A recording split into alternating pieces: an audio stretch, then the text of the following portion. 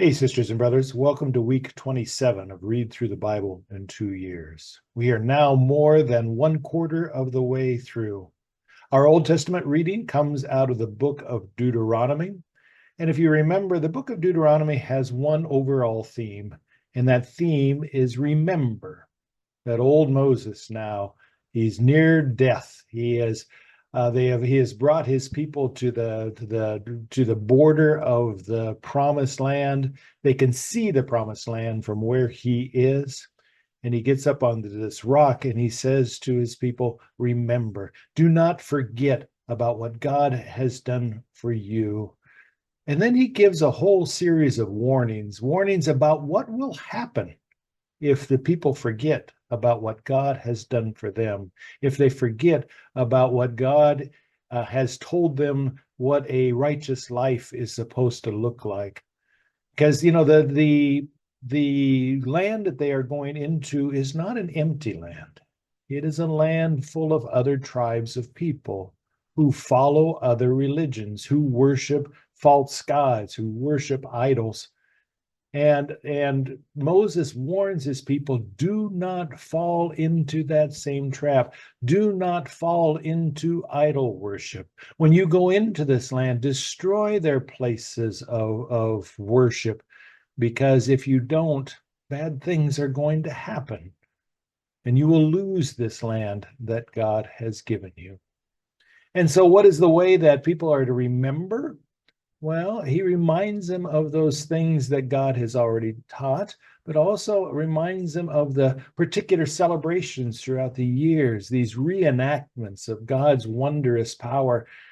And these are reenactments that come in the form of three different festivals: the festival of Passover, the festival of weeks, the festival of booths, which are really nothing more than sort of a reenactment of God's power in the lives of the Israelites.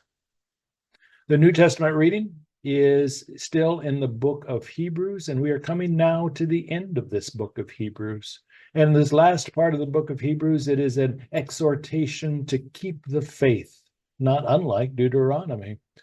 And so one of the ways by which we keep the faith is to recognize that we are not alone in this faith, but we are surrounded by people who have gone before us, that we stand on their shoulders.